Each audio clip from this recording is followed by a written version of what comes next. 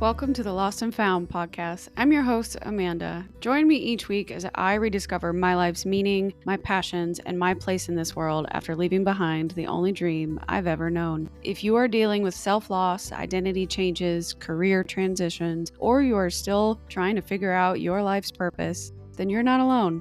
Join me. Wanderers are always welcome.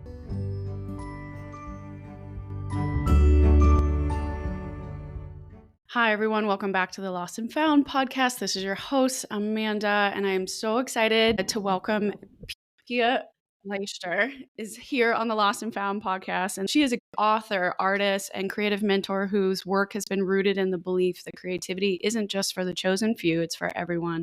She is the author of Welcome to the Creative Club, which is a soulful, heartfelt invitation for all of us to reclaim our creative voices, even after years of silence or self-doubt. In her book and in her coaching, she speaks candidly about the ways that people are doing people-pleasing, perfectionism, and she discusses life's inevitable losses that can pull us away from our truest selves and how returning to creativity over and over again can help us come home to ourselves. She has lived this truth herself, which makes her an excellent guest for this show, navigating seasons of reinvention, grief, and personal transformation, but each time using creativity as a compass and a lifeline. Today, we're going to dive into her story, her processes, and her deeply human moments when she has felt lost, and how making something, even in the mess, can be an act of healing and self-reclamation.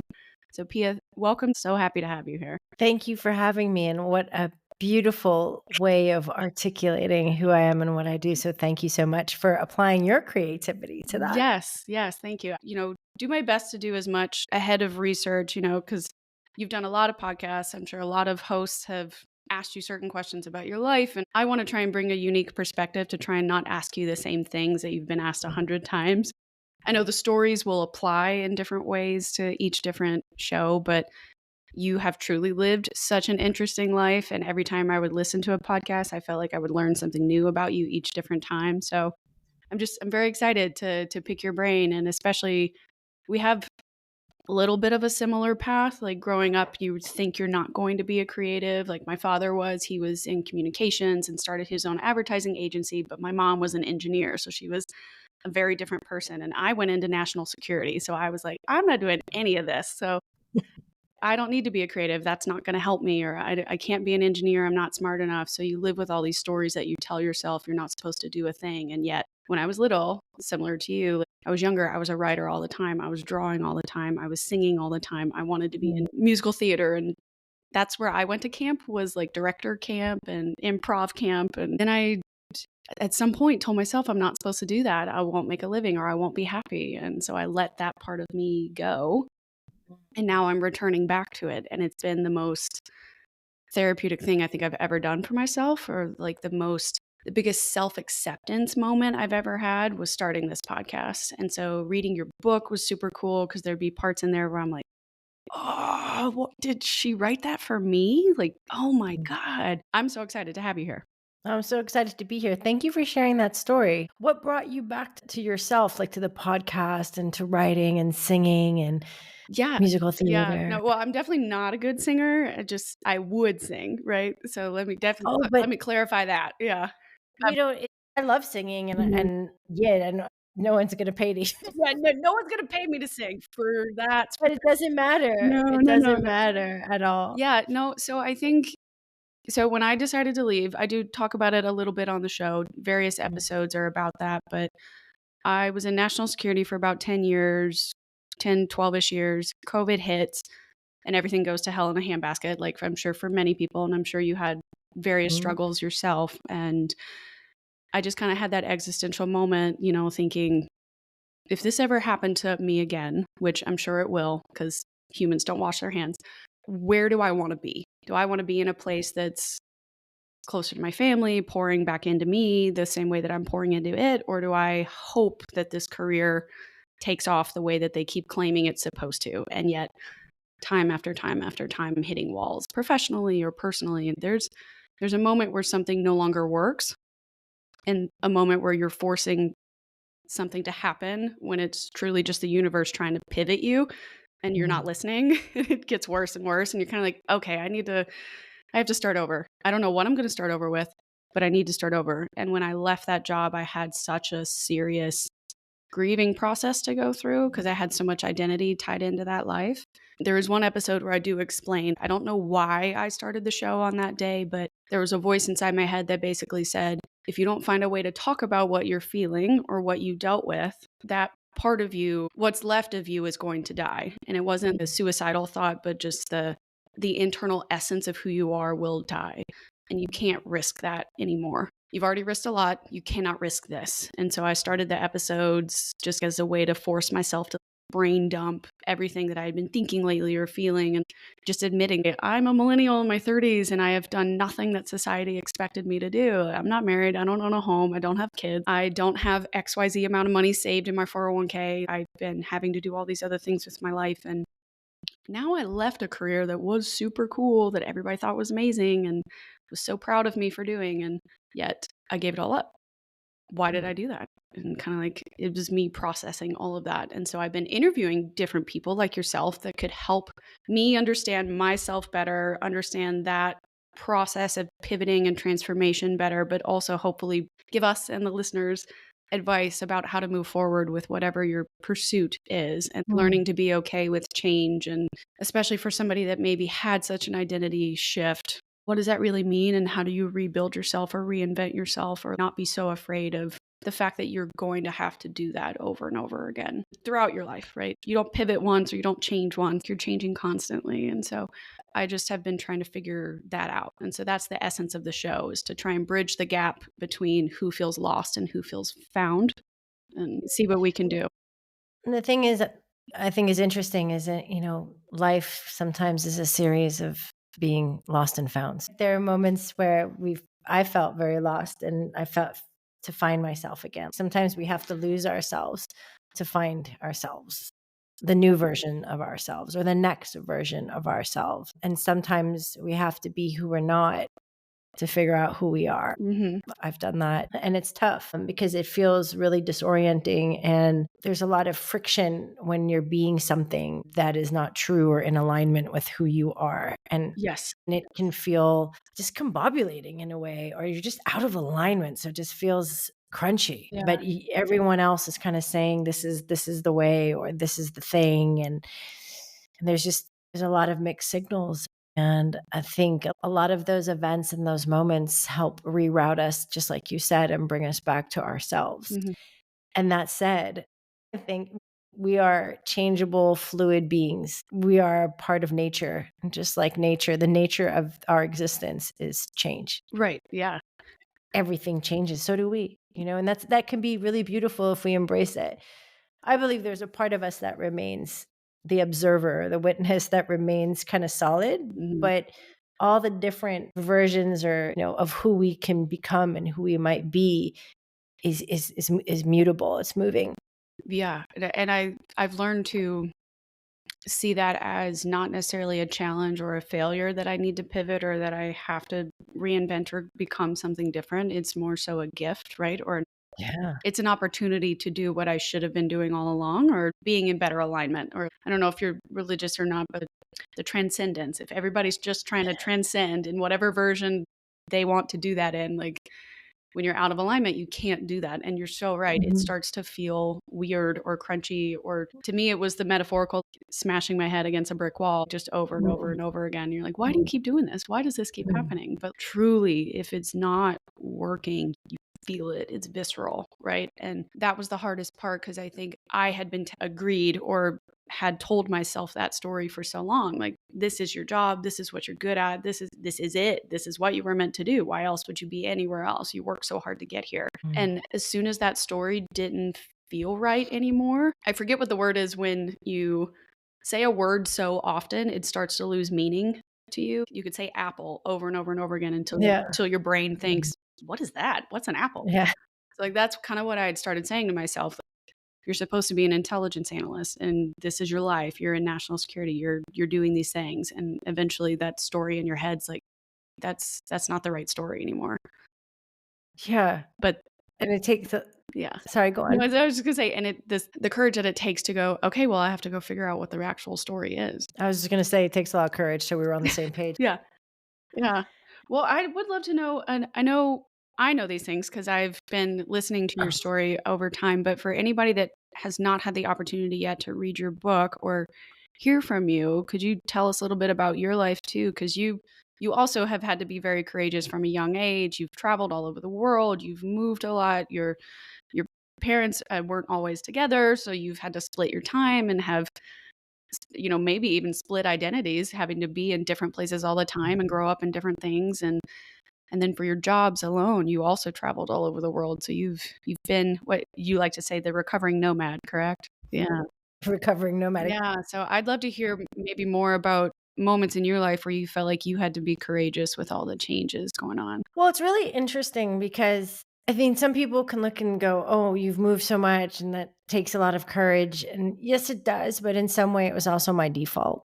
It was what I knew. So in that way I was just doing what I knew, which I think many of us can do. It's like what we do, what we learn when we're younger becomes kind of our default way of moving or being in the world, right? And so that chaos and that change felt like it was just a part of what my life was. So I would seek it out when things got too stable as well. Or if stuff felt really, life felt uncertain, I'd rather feel like I'm in control of the uncertainty. So I would create chaos unconsciously without realizing it. No, but that it makes a lot of sense though. If that's all you ever knew how to do, that's how you solved a problem. You just moved. Exactly.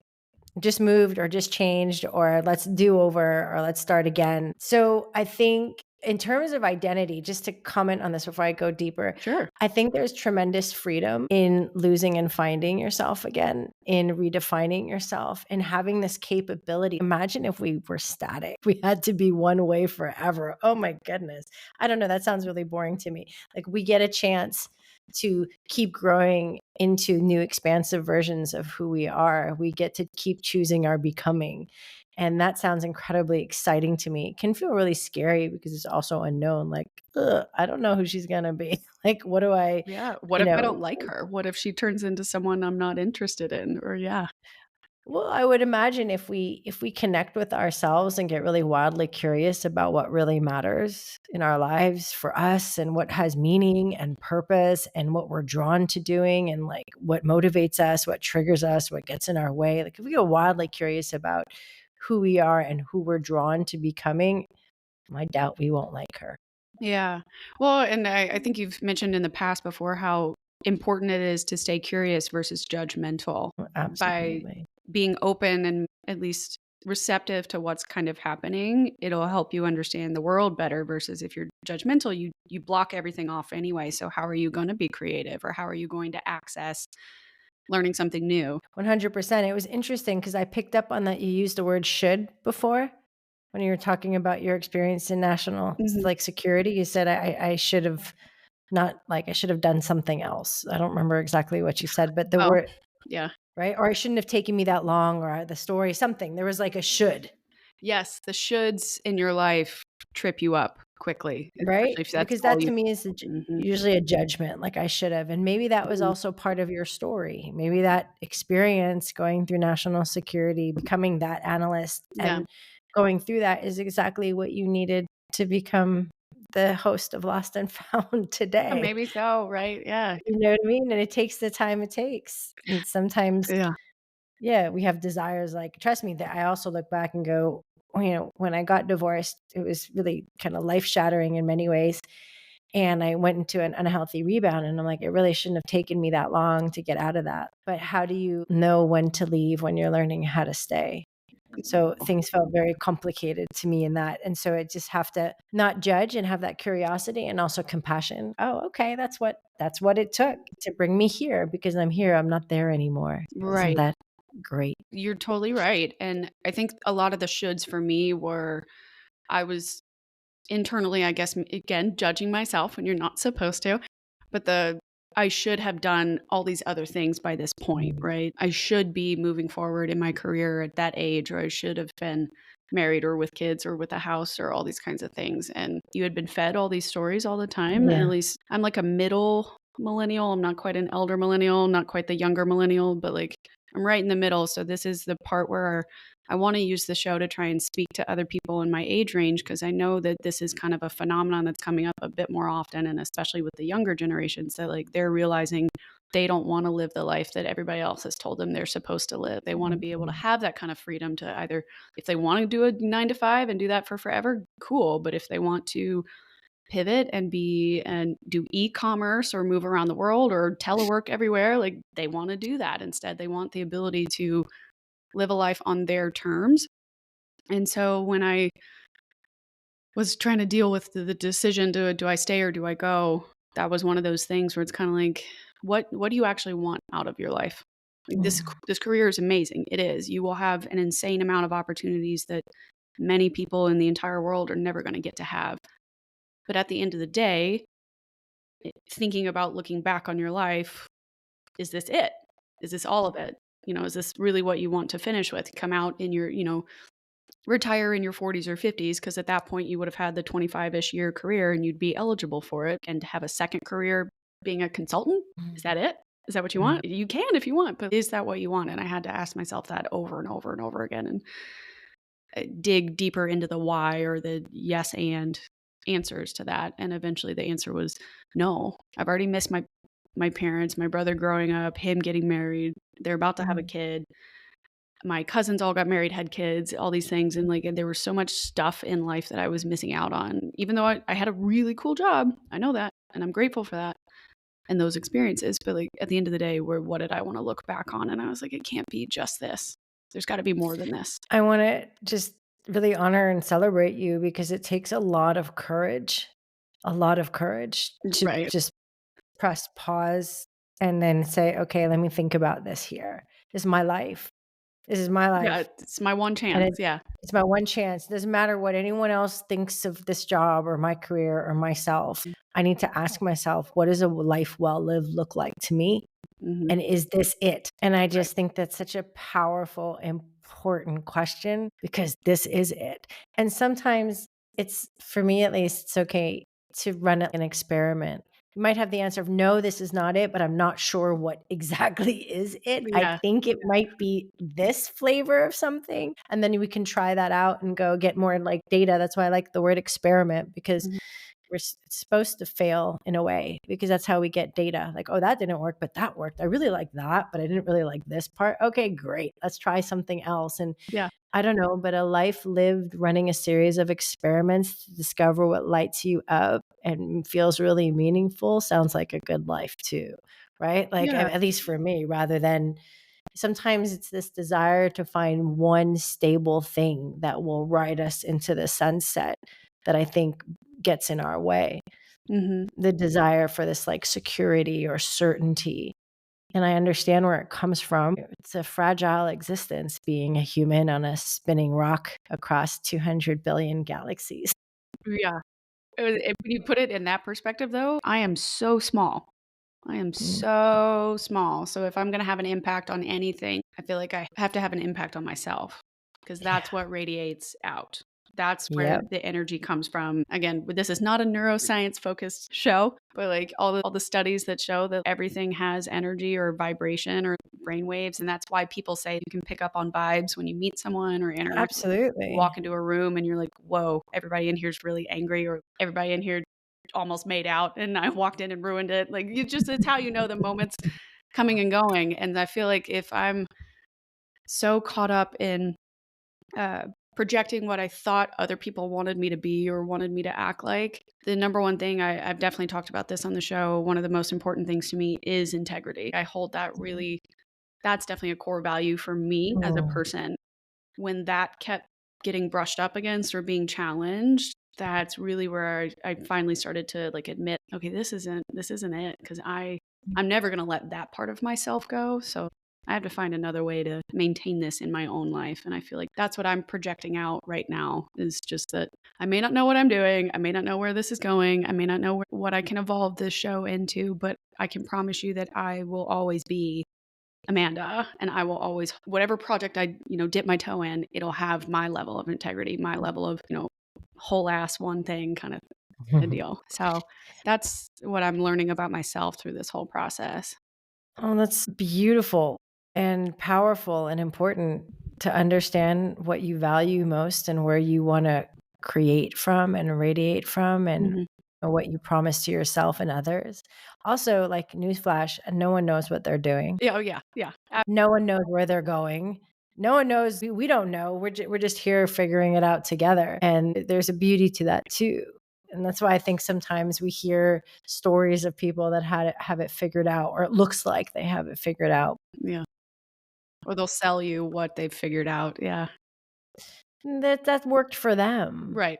But that doesn't mean it's going to work for you. Mhm. And that's why I think the most important work is to figure out what does work for you. What is your path? What do you hold dear? What Mm. promises do you make to yourself and others? You for integrity, for example. Right. What lights you up? Just there. Mhm. I think, especially, I loved what you were saying about inspiring millennials to think about what kind of life they want to design for themselves that doesn't look like anything that's out there, maybe, Mhm. because that's also growth and evolution and change. I mean, the 9 to 5 is a relic from post-industrial revolution. Why are we still chained to a desk for all that time? That's also not where creativity thrives. There are many different ways of Mhm. doing this thing called life. Someone just invented that, right? We're just making stuff up. So why not create a story, create a life, create a design Mhm. that really speaks to you and that feels like it's uniquely yours and incredibly fulfilling? Why wouldn't we do that? Sure, yeah, if they created the 9 to 5 to help build workers, funnel us from schooling into just being workers, why not funnel us into tapping into what's your innate ability, right? Like, if you're creative, 'cause I know you talk about this in the book too, like, you don't have to be an artist to be creative, you don't have to be a traditional, like, singer to be creative, like, as a human being, you are innately already creative, you just have to find what it is that you're good at or what you like or enjoy doing and pour into that. And that's where your ideas can come from. That's where your change can come from. And I think a lot of people just sometimes tell themselves they're not creative. Or like Mm, I went to school and I was getting praise for being analytical or smart in math or the computer sciences or whatever. So I just kind of kept going in the directions that I was good at, right? Because I was like, great, this is easy for me. I'll pass all these mm, tests, I'll get into these jobs. Makes sense. Why not? But maybe deep down, if I had ever allowed that creative side of myself to flourish more and not let it die out so much, it'd be interesting to see where could I be now or at what level. I don't know. or maybe you fed some of that creativity through the way that you solve problems, Sure. because that's also creativity. So it was just a different facet of it, because creativity could be artistic expression, but it could be also the way you approach really complicated math equations. And you're like, "Get creative about this," right? Like, it could be so many different ways, and maybe that was just another Hmm. way your creativity unfolded, Yeah. and that's what felt good at the time. Yeah. How do you identify creatively now? That was like one of the questions I had for you. Mm. Describe your creative identity today and how has that evolved for you over time? So when I was growing up, I grew up in on the Lower East Side, Manhattan, in a loft on the Bowery, and my dad's a painter. He's an abstract artist, and I grew up in a world of color and form, and it was beautiful because creativity was just something we did. My dad would paint, I'd be writing, I'd have, the record classical music on the radio, and it was just a whole world of creativity. But I wouldn't have called it that at the time. It was just like, this is what we're doing. And his friends would come over and play music, and it was a beautiful time of people coming together and making things and sharing things, whether it was music or, sharing art or work. So I never identified as creative. I don't think as kids, Mhm. children were all creative. I mean, Right. kids play all the time. Whenever they're playing, they're just it's like constant creation Yeah. mode, right? Yeah. All of And our but home yet, videos are like that. Yeah. right, but yet they don't call themselves, kids don't go, I'm a creative type, Like, it's Yeah. just it's just humans being humans, kids being just we're just creating stuff. And it was when I got older, I look back and just from what society was saying, like, that was like special, right? But to me, it just felt like something that we did. However, watching my dad try to craft a financially successful career from being a full-time artist was a tough to watch, because it was a real roller coaster. And I think that made me afraid as an adult there was like a story I told myself as a kid. Oh, if you color outside society's prescriptive lines, you're going to pay a rebellion tax, right? And I was like, oh, I don't want to pay that. It seemed, and then what I didn't realize as a kid witnessing my dad was that, he's a gifted artist, but he's not a stellar businessman per se. So, but I wasn't able to discern that. I just felt that doing what you love was dangerous. So I went the route of commercial creativity. I kind of stumbled into working in advertising and marketing first as a copywriter, creative strategist, and then eventually as a creative director. And I loved it because like I remember walking into my first brainstorm at the agency, and it was like people were banging different ideas off one another, post-its everywhere, markers, pencils. And it was like, oh, let's think of this and how are we going to do that? And I just felt like I had come home. I felt Oh, like, sure, yeah. yay, I can't believe I get paid for this. This is fantastic. So I did that for quite a number of years. So I guess in some way, I mean, commercial creative, but it was in my title. So Mm. I guess there was an identity in that. And I did the thing. I won awards, judged award shows, did the circuit. And then at some point, after well over a decade of doing it, I had this itching, like kind of knocking at night on my head, like, hello. And a voice was saying what might happen if you channeled your creativity into building your own damn dream or business or brand, right? But I didn't really listen to it because I was afraid. I mean, I didn't know what Yeah. was on the other side. And I think there was an identity. I don't think I was aware of it, but I had identified as this creative director for so long that it was like, what happens when I'm not that anymore? What am I then? And what kind of work would I even be doing? And where do I begin? There are just too many unknowns and too many questions that kept me kind of stuck where I was. And also it wasn't a bad place to be, right? Right. It was just limiting. I just knew what it was. I knew where the ceiling was, where it was the walls and the floor. I knew what it was, but I didn't know what was on the other side. And it took my mom passing away suddenly in 2021 during COVID to give me a kick in the peach and a shot of courage and a reminder that this life is finite. Got one shot at this. Yeah. This is a limited series, and we all have a hidden expiration date. We don't know. Right. And so, besides being absolutely heartbreaking, it also gave me a lot of courage to take that huge leap and go, all right, let's do it. If not now, when? What am I so afraid of losing when one day I'm going to lose everything? This is, Mhm. come on now, Yeah, if you're not get it taking it with together. you, yeah. Like, get it together. You know? So But it's a month terrifying. after it is, but a month after she passed, I quit and I jumped and I started Collective Studio. And it was all the things. I'm so glad in retrospect that I did it, but it's definitely challenging to enter that world. Like, who am I? What am I working with? And I work with creativity, but in a different way when I first started. And I also was a certified coach. So it's like, how do these pieces fit together? The only way you find out is by doing it. The only way, Yeah. like, if you wait to know exactly what it's going to look like, exactly what it's going to be before you start, you'll be waiting a really long time, because that's not how creativity works. I just don't think that's how life usually works. I mean, we can have some inclinations or some ideas, but to know exactly what it's going to be, we rarely know that. That's the antithesis of creativity. We don't sit down to create something knowing what we're going to create, what the outcome will be, right? Mm. We have to go in with sort of a sense of curiosity and hopefully excitement and a little bit of risk, and like, because it's uncertain. What Right. will this be? Yeah, yeah, yeah. Wow. So that was, and so identity wise, I let go. I let go of the idea that I had to be anybody. And that what was more important to me was being able to enter this like field of limitless possibilities where I can see where life would take me and what might be possible, and feel alive and feel thrilled and work in a different way outside of corporate work with other people, helping unleash their creativity and my own. And so a whole new adventure started. Yeah. I love that, and I'm glad that you had a moment too, that you had your own aha moment, right? And sometimes it does take a decisive situation where you go, "Okay, this is it.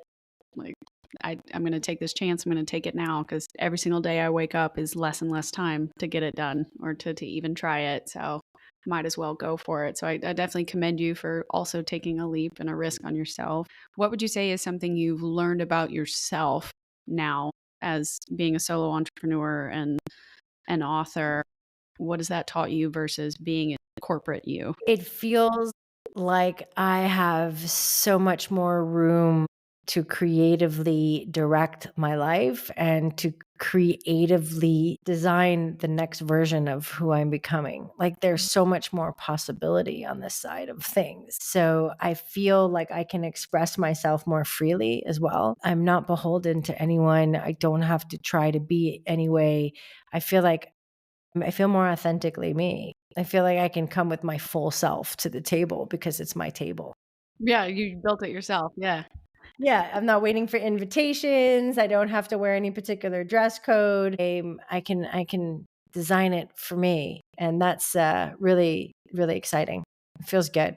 Feels really good. So there's a lot of difference between how it was in corporate and how it is now. Yeah. And tell us a little bit about the collective studio too. So you a coach or you're a consultant kind of thing, or do you help other creatives tune into that aspect and like pour into whatever projects they're trying to bring to life? I creatively partner with visionary rebels, unconventional dreamers, and inspired misfits to bring their wild visions and ventures into the world to create an impact. In other words, I help people create, Mhm. people who do things differently to make a difference. So, another way I describe it is I sort of work as a creative midwife. So it could be might be a founder, it could be a mission-led executive or C-level, you could be an artist, you could be a creative. I work with people who share that commonality. If they do things a bit different to make a difference and help them bring whatever it is they might be jonesing to create into the world. Mm. Sometimes there's clarity or like, I think I can see an outline, but I really need partnership. I mean, partnership, I usually partner with people when they're at what I call a sticky juncture, like you're Mhm. at kind of like a pivot or an expansion point that could also feel like stuckness. And it's like, I really need a partner to help craft what's next and help me see the vision. And then sometimes also partner with me to create it through whether it's strategy or copy. But really, we first look at what's happening with the person creating, like the source of what's Yeah. to come after. The work can look like working with an interior designer who knew she was meant for more and was ready to become like a lifestyle brand and had no idea how to make that move. So we partnered together to build that whole next vision for her brand and actually the foundation for it. That could also look like partnering with authors that have feel like they're at they've hit a wall creatively, Mhm.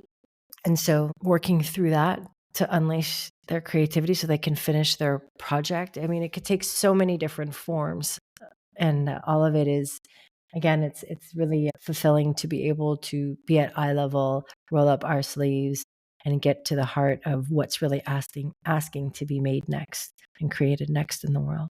Yeah, I like that a lot, that it can come from anybody. It doesn't have to just be a corporate person and can be somebody trying to create a specific piece of art or the next level of their own life that they Yeah, sometimes it's really hard to people have asked me this question at various times, but what else do you want to do or where do you want the show to go? And depending on the day of the week that you ask me, I have a different answer because it can fluctuate by mood or by what financially I'm able to contribute at the time or whatever. But sometimes what I see in my head or in my dream about what I would like this to be like 5, 10 years from now, it's so hard to convert what's in my head into language out. And so that is so nice that they can work with you to have you ask them specific questions to help them drill down into what the answer is, cuz what they tell you sometimes I'm sure on like their initial paperwork you're like, okay, this can go in a couple different directions, but I bet you they never thought about it like this. And so see what can exactly. happen or how it can change and truly flourish in a completely different direction that maybe they've never even thought of before. So it's so nice to have somebody that can bring it to life. So that's so unique and such a good skill set, true partnership to have. And I'm sure there's a lot of trust that goes into that when you're sharing those ideas to believe that you believe, investing that money into someone that truly believes in me and believes in my work.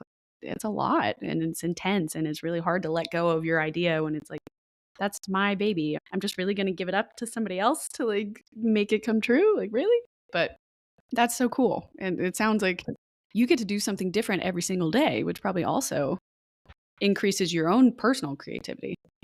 Absolutely, and then they don't need no one needs to give any idea up. We're looking at it, we're in there Yeah. together, we're molding, where it's not there's no I'm not taking home the baby and Right. raising it.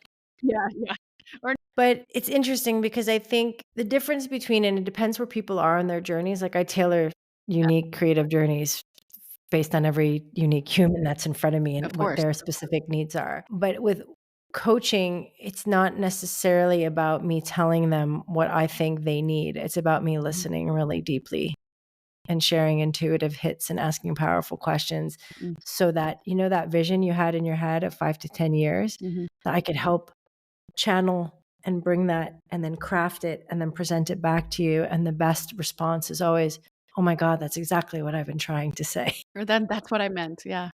Do you know what I mean? So Yes. it's and I do know from the agency world, I mean, it depends, like, if once that vision was set and then you're like, "Okay, I need help to translate that into, like, a powerful brand and a Mhm. brand expression." So how would we do that? And then we would also work really closely together, where agencies sometimes I moved in this direction before I left, Mhm. in the sense working really more embedded in client teams, because the best work I've ever done award-winning work has been working in really close collaboration with my Oh, clients. for sure. You know what I mean? Absolutely. Because, like, back in the day, it'd be like SWAT team style, like, you give the agency a brief, they go into a room, they solve it for you, come back, and then you take it.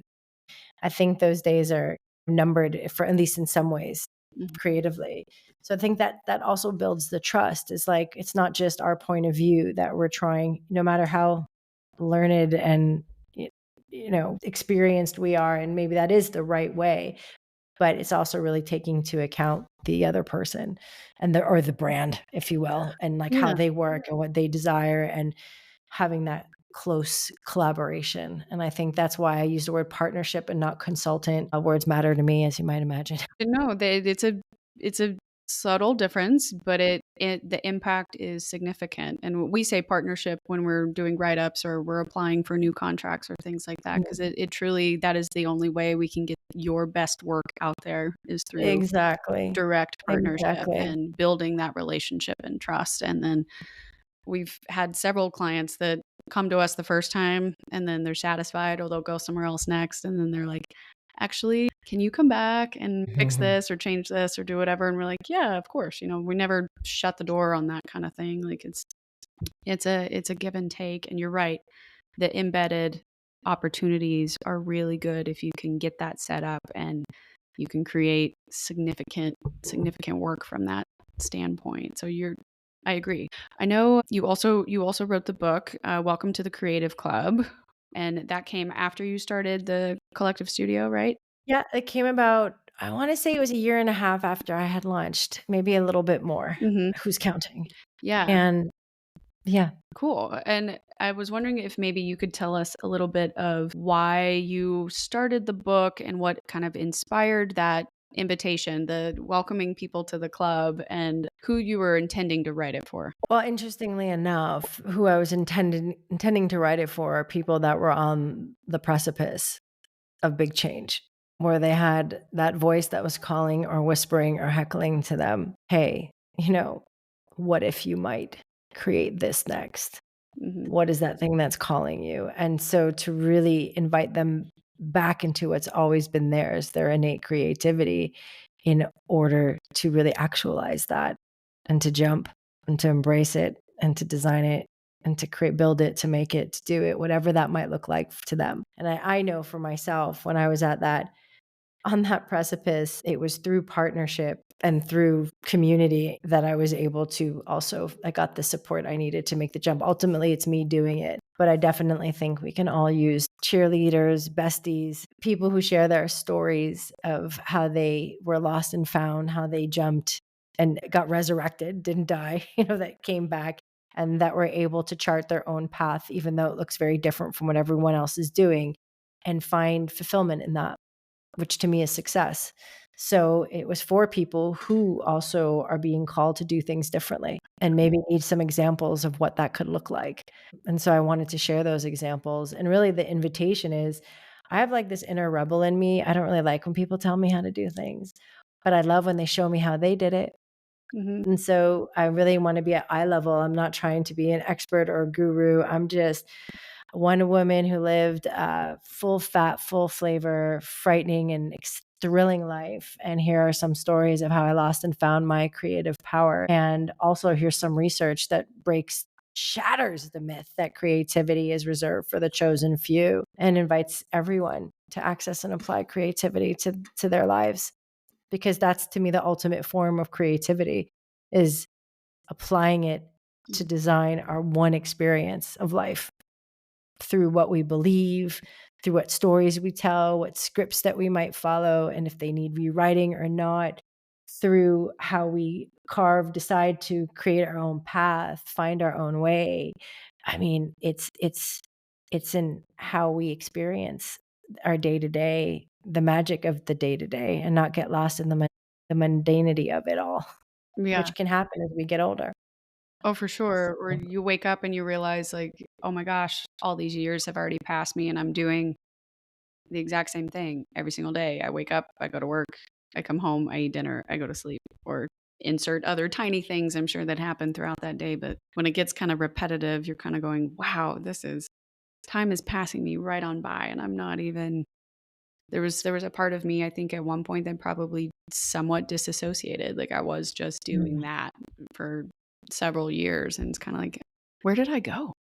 What happened to me? mhm. And you can't recover that time, so you can only choose to pivot now and move forward in another way. I'm curious, maybe you could talk a little bit about the moment that shattered for you, where you talk about thinking that creatives can only be artists or only be singers, and turns out anybody can do this. Creativity is for everyone. Did you have a specific moment in your life where that kind of shattered and you decided, I really could be doing this. I really should be doing this for myself? It was more to me about being the creative director of my life and not only being the creative director at work. And also the insights that I've gathered from speaking and working with a lot of different people.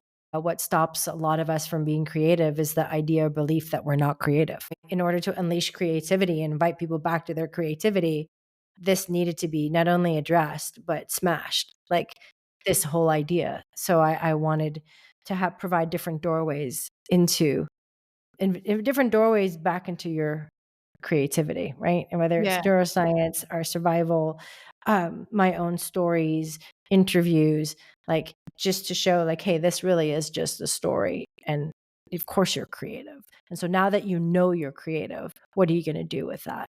What are you going to create next? Right. Right. And so I think that I don't know if a moment shattered for me about believing that everyone is creative. It was more there was a moment of just insight or recognition of like, hey, wait a minute. I'm not just a passive bystander. I'm not just an extra on set. I am also happening to life. Life is not only happening to me. And that disconnect that you spoke of, that disassociation, I think can come with this feeling of powerlessness. Oh, well, this is just the way it is, and I don't Mm. have much of a choice. So I guess this is just how it has to be, right? This is Yeah. just how life is lived, and this is just how it is. And there's kind of give up some of our agency, our creative agency in that process. And that's okay because I think everything happens sometimes to help us find it again. So maybe that's just what we have to go through is that disconnect in order Mhm. to reconnect and say, hey, wait a minute. I'm also happening to life. I get to choose. We are always at choice. We are always at choice. And that is one certainty. We are always at choice. We always get to choose how we respond to situations. We always get to choose how we want to be with life, right? And we get to choose how we want to creatively direct our next scene. Yeah. It's easy to forget. And that's why I wrote the book, right? We're born creative and then we forget. And this book really helps you remember. It's all about remembering and kind of like reclaiming so that we could get the courage to make that jump, to do that thing, to create what's asking to be made next. And that's really the heartbeat of the book. I've really enjoyed the book a lot actually, and the reaffirming part that I have the agency, that I have the choice to make what I want out of my own life, and I appreciated that so much.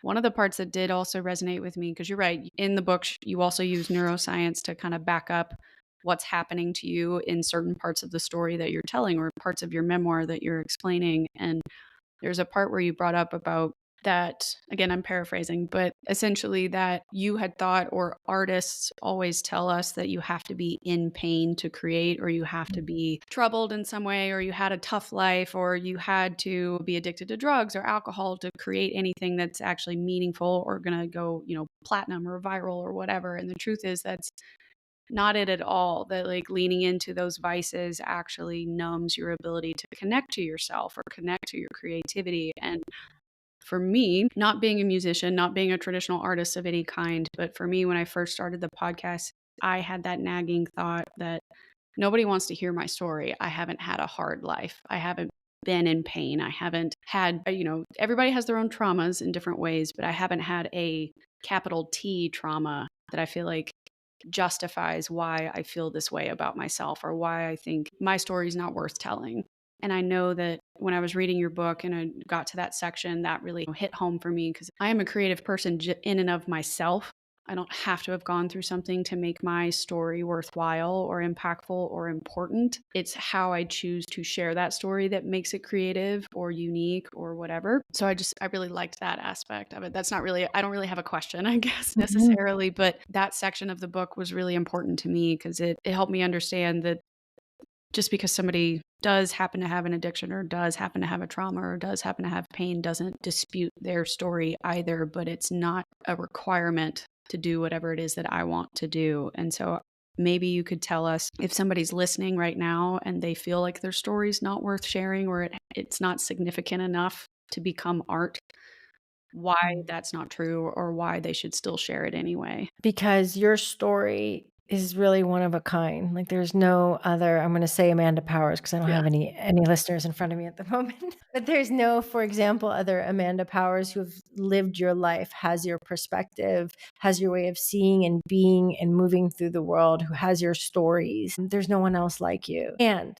there's someone out there who needs exactly what you can create. Only you can create. So who are you not to tell that story? Mhm. Especially if it's in service of, especially if it's to create an impact in another person's life. And who are you to judge what's capital T, lower T, Yeah. exciting, thrilling, good, meaningful, not enough? Who's going to, like, there's a lot of comparison in that. It's my story's not like that person's, but good. It's not supposed to be. It's your story. That's great. It's your story matters. Your story has meaning, and someone out there needs your story. So who are you not to share it, knowing that? And it's so important. It also gives permission to other people because you're modeling it. You're modeling, hey, this is important to share our stories of how we live life, what our experiences are, what our learnings are, whatever your story might be. Because we model that for other people, especially women. I think sometimes with our gender, a lot of women have challenges, or anyone who identifies as a woman. We have challenges in being seen and being heard and feeling like our voice matters because we've been told it doesn't collectively. So I think it's also important on a wider scale to share the story, to not be silenced. I mean, if any man is listening, please also share your story. It's not like that, but Oh, I yeah. just think Yeah. everybody, but it just to say, I think remember, you're modeling that for other people out there who also need that courage. Mhm. And you might be giving them that shot that they need. You matter. Your story matters. It really does. Yeah, absolutely. And that's a wonderful message. And I'm so glad we had someone like you on today that could talk about that. What happened to you when you learned to reclaim your voice? I'm sure there's been various times where, like you said, you've lost and found your creativity over and over again. But what happened to you as you learned to reclaim your own voice? How did you change? Or Well, I think one of the biggest reclamations of my voice was by writing that book, because I'm including memoir, because I'm a recovering nomad. I'm a pretty good shapeshifter. I know how to, move into a shape that is required based on the environment I'm in, the room I'm in, the people that are around, in order to feel good, to be accepted, to make it feel safe, and to, adjust to whatever I might think is needed. And usually I do a pretty good job because I've moved through a lot of different contexts and cultures. Problem with doing that over and over again is that I lose touch with my original form, and I become really good at curating myself, censoring. I'm just going to take this bit and this, this bit, put a bow on it, and then here you go, here she is. And that's also not honoring or integrating all my voice. That's in some way saying that the other parts of me, the parts that might be bruised or bloodied, or might not always have shown up in a way that I wanted to, or that there's still some shame around, that I quieted them and I kind of compartmentalized those parts of myself. And in writing the book and having to share or wanting to share stories of how I lost and found my creative power to inspire, or at least hopefully impact others in a positive way, I had to integrate those parts of myself, because losing your creative power is usually not really pretty. No, it's painful. It's It's so painful, and painful. it's not always the version of myself that I would want to present to the world. Me partying like crazy when I'm in my 20s, or me dropping a, infidelity bomb on my marriage because I wasn't conscious enough to know how the hell to get out otherwise. So honoring those parts of myself, and also saying, hey, you did your best to bring me here, and you're important, and you're a part of who I am, all of you, Mhm. all of those. And I can look at myself compassionately, and I can stand for those parts of myself too, by saying, hey, she did her best at the time with the consciousness level she was at. She did her best, and she brought me here. And I'm going to thank her for that. And I'm going to show up for her. And if someone judges me, that's all right. That's their choice. Like, I'm not going to let fear of judgment, I'm not going to shame myself. And that was a big reclamation for me, for someone who was a shapeshifter. That's why I gave the shapeshifter background, to go, I'm not going to, change my shape. I'm going to honor all the different forms that form my core, even the ones that maybe have really messy hair and mascara all down their face. Really not looking Well, so you look good. great today. Oh, that's nice. Thank you. But do you know what I mean? Like, Yeah. and that was, without me realizing it, that was a really important act, a really important way of integrating, honoring, welcoming home, and not shaming, and loving, and seeing my former selves, my past selves, through the eyes of the woman I am today, and being able to rewrite those stories from a new perspective was incredibly healing and transformative. Though I didn't write the book for that reason, but it was just like, whoa, that's a reclamation. Like, writing about a past event that you might not have always been proud of, Mhm. from the point of view of the woman you are today, or man, or whoever, whatever, is incredibly powerful, because you're going to tell that story differently than you might have told it when you were younger, because you have evolved, you've changed, and you're able to see maybe things a bit more clearly and have more compassion for yourself. And the act of rewriting it is a way of also claiming it, and claiming parts of yourself. Yeah, or claiming it and releasing it, right? Like, not holding that boulder of shame anymore towards it, or forgiving the darker side of yourself. If that was a moment that you weren't proud of, you're like, by writing this chapter of the book, I can at least admit that she exists, it happened, and it shaped me into who I am today. But I don't have to go back there if I'm learning the lesson from that moment, kind of a thing. But I can at least share the perspective that this was a part of me, and it got me to where I am now. True, but also, if I look at her, the version of me that was not able to, for whatever reason, confront infertility, have a conversation with my husband, and choose to, to cheat instead, to try to get out, I can also look at myself and say, there was an intuitive part of me that knew I was in the wrong place. I just didn't have the tools to get out in a way that was in integrity, or in alignment, or the best way. There are obviously better ways, right? I mean, Sure. Yes. but that's what I knew. So I could also say thank you, because she, even though the way it might have been done could have been different, that's for sure. And I, definitely own that. I could still love her and say thank you. And that's good that you got out of that, because there was some part of you that was telling you you needed to. And even though if you didn't know how, you still did it. So great. And so for me, I don't know the word let go. I don't want to let go in the sense like, I mean, let But go yeah, of I shame. just meant, like, Sure. when you're carrying I know. that hatred Yeah. where you're like, "Man, I don't wanna show that side of myself anymore. I don't Yeah. wanna True. It's more, acknowledge that side existed." And it's kinda like, "No, you should." And, like, you don't have to carry the weight of the shame of who you used to be because you are honoring the fact that she did do something good for you. She got you out of a bad situation. when you drop shame and you rewrite it with compassion, then it goes away naturally. It's gone Yeah. because it's like, oh, I think I can see that now and I can understand that part of myself. And that's part of my story. Yes. And we all have those parts. We all get lost. And sometimes when we get lost, we don't recognize ourselves. And that's okay because maybe that's part of how we find ourselves and our creative power and our creativity again. And so we have to embrace all of it, all parts of the journey, not just the beautiful, I've found myself and now I'm here. Right, yeah. Also, everything it took to get us here. Yes, the good, the bad, and the ugly parts, yeah. Oh, yes. Yeah. Well, I know we only have a few more minutes left for our time together, so I wanna ask you a few of the questions that I always ask my guests at the end. This has been so fun, and this has been a really I've already had a couple ideas in the back of my head, like, starting to pop up and thinking through, so you've helped me creatively already just by being on the show. Aw, glad to hear that. This has given me more energy towards this process. So, some of the questions I usually ask my guests, what do you want out of life, and have you found what you're looking for? Oh, I think the meaning of life is to live it.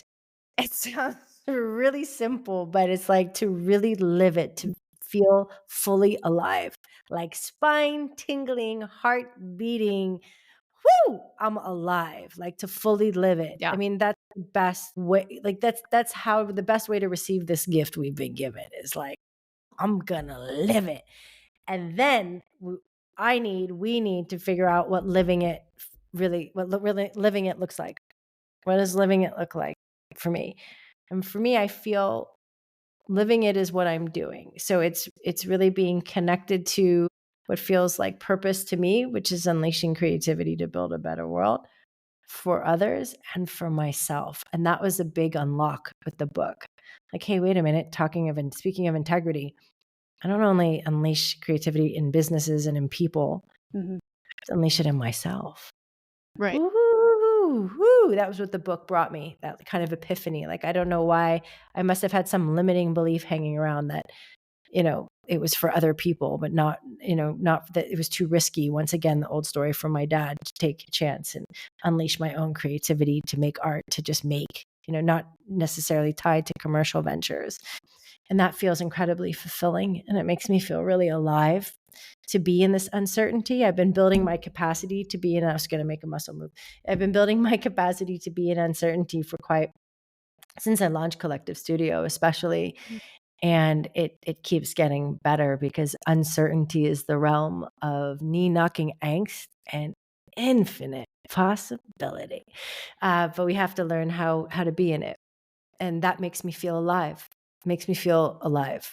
And so that's my answer, Yeah. living life fully and then figuring out what that means, which is what I'm doing, and my heart's beating faster in the best of ways, so that's good. Aw I love that for you, and I hope everybody listening can learn to lean into that as well, or at least be willing to try and just see what happens and go for it.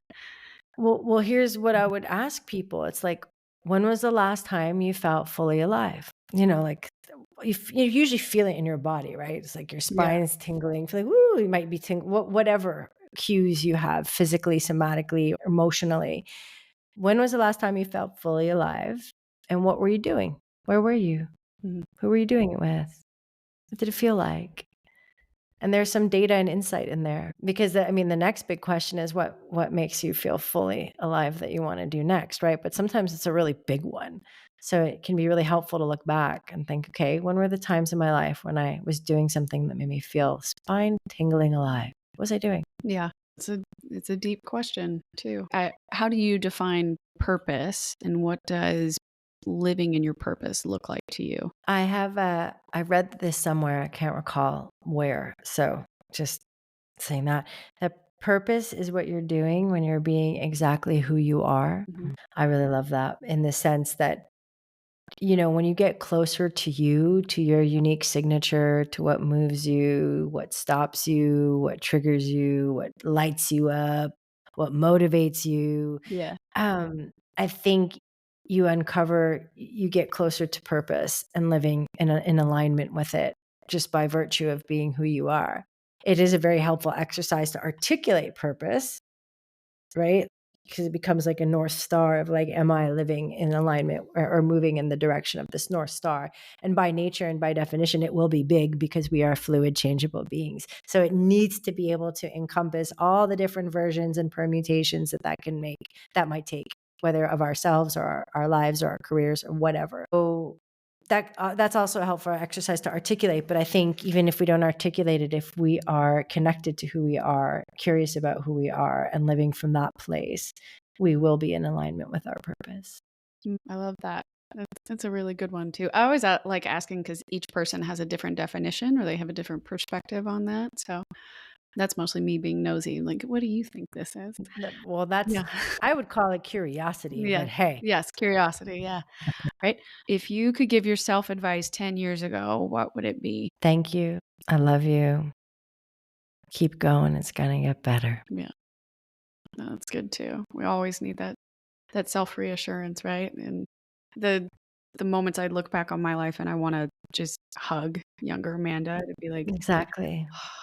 this is not that serious. Like, there's Yeah. so many times I'd love to go back and just be like, I promise you, it's not as serious as you think it is, or it feels heavy, but you're gonna come out of this so much better, or you're gonna make a different decision that's gonna impact your life in such a cool way that it'll be fine. It'll really be fine. But there was a lot of angst looking back in my life sometimes. So I think that's a great message to give yourself. And then finally, for someone who might be feeling lost right now, if they're listening to this show and they are unsure of who they are or what's going to come next or what they should do, what would you say to them?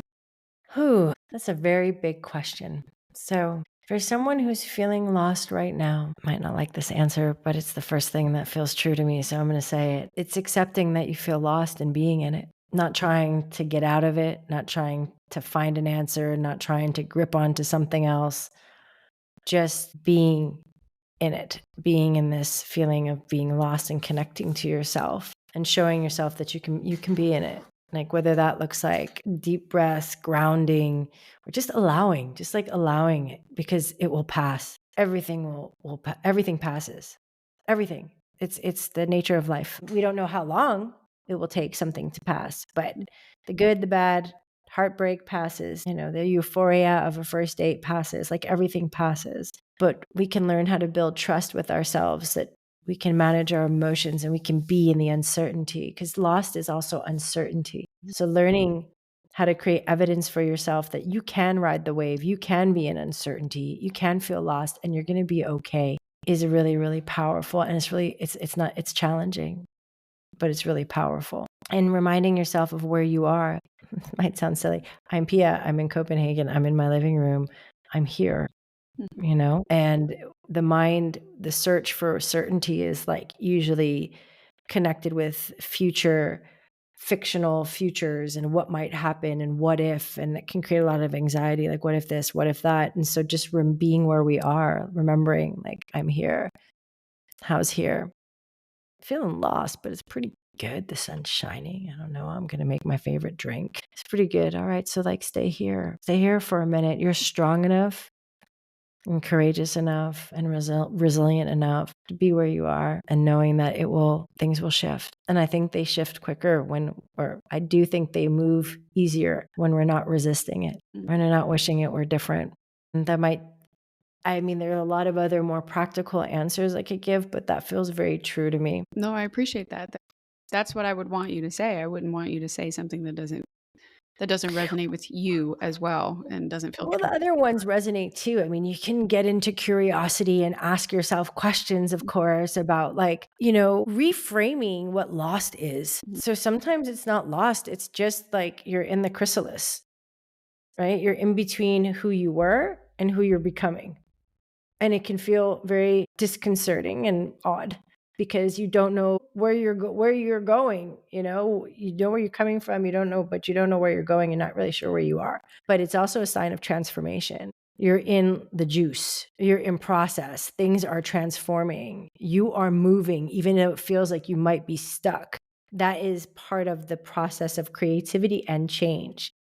You are moving from an extinction moment, from what used to be, to what is asking to be born next. And that can feel wildly uncomfortable, that messy middle, and that can feel like being lost. But actually, maybe that's exactly where you are. You're just in the process of moving from who you were or where you were to who you're becoming or where you're going. Yeah. And just be in it. So that's another way of looking at it, another perspective. And we get to choose what perspective we have about our experiences.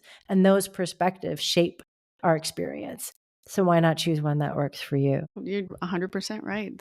I may not know what's going on or where I'm going to go or what's going to happen next, but the messy middle, it's not a punishment for not knowing what's going on. It's a part of the growth trajectory. Yeah. Yeah, That's a good that's a good shift. and anything is possible in this place. Yeah, you're right, because of all the opportunity. Earliest episodes I had recording, like, I talked a bit about, like, because there's so many choices now, like, that's what was overwhelming me, like, I could go in any direction with my life now that I've decided it's time to pivot, it's time to make a change, but the initial daunting aspect of, "Well, what do I do? What do I create? What direction do I go in?" And it's kinda like, any direction you want. Exactly. Test it out, see what works or see what you like, and because you're no longer constrained to that old life, you can pivot faster again because Yep. you're not waiting on permission from work or other things for you to be able to have access to do all this kind of stuff now. So keep switching, keep trying it until if there's a metaphorical moment that clicks. And also, if you allow yourself to be in that space without desperately trying to make something certain or to get out of it, Mhm. things emerge. It's pretty exciting. Things will come into you will start to see things. They'll like if you can lean back a little bit rather than getting busy to try to avoid the feeling of being lost Mhm. and just kind of trust Yeah. life, trust yourself. It's like you're in process. It's cool. It's part of the creative process and lean back a little bit. You create space for opportunities and insights to emerge, to come into your space. If we get really busy trying to make something certain and hold on and be found really quick because it feels uncomfortable to be where we are, might lose sight of all those possibilities that might be walking around. Mhm. And that takes building our capacity once again to be in that uncertainty. And I feel that is such when we have capacity to be in uncertainty, it's our ticket to freedom and creativity. Mm. Because creativity requires not knowing. Sometimes you can feel a little lost when you're about to create something. You're like, where do I begin? But you can also get curious and excited about that because anything's possible from here. When when you have certainty, you're in a small room with a closed door because right? So there's no other that's it. Like, I know this. I'd much rather sit next to someone who doesn't know at a dinner party than someone who does. Someone who says, "Yeah, I know." No, I'd rather sit next to someone who goes, "I don't know. I don't know. What do you think? I don't know. I don't know where I'm going. Where are you going? I don't know. Let's talk about it. I don't know what this is." That's Yeah. infinitely more exciting to me. We don't know. Certainty can feel good, but it's limiting. It limits us, so it's a trade-off. You're gonna trade off the feeling of certainty and safety manufactured to a certain degree, for infinite possibility and, like, the excitement and thrill of anything is possible. That's a choice. So if we can build our capacity, I'm gonna be building for the rest of my life. I'm not, like, there. It takes time, but I can see how my own risk appetite and my ability to navigate in uncertainty has created so much more freedom for my creativity and my work. And it feels good. I don't know. Yeah. Let's fuck around and find out. I'm sure it's Right. gonna be fine. It was fine before. I didn't die when I jumped and I went to build my collective studio. I survived and I thrived. And I'll do it again for the next risk. We start to create evidence for ourselves that of course we can do it. Right. We'll be all right. So stay, get curious, understand being lost is part of the beautiful, transformative, creative process. And it's also the realm of where anything can happen. And that's a really cool, very exciting place to be if we can stay in it.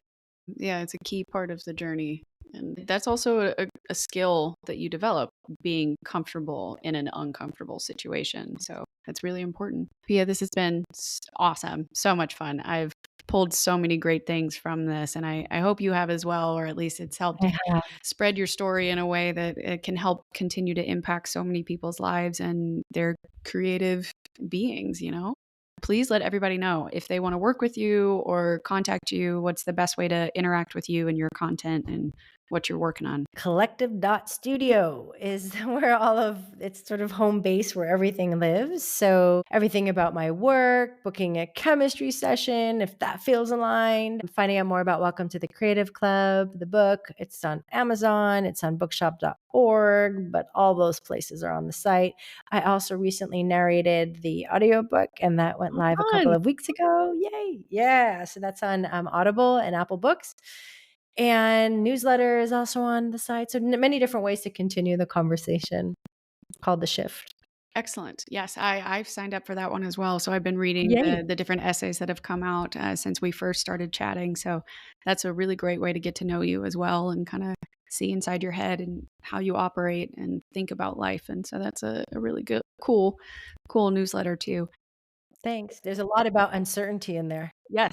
Yes. Well, I signed up for a lot of my guests' newsletters too, or people I would like to have on the show eventually to kind of follow their path. But I get insights from their content. So then I can repurpose that or share it in like a solo episode and just be like, I learned this today, or Mm. this person posed this question to me and here's my answer. What is your answer? And kind of try and engage more with the listeners that way too. So it's a really great tool for connecting with people.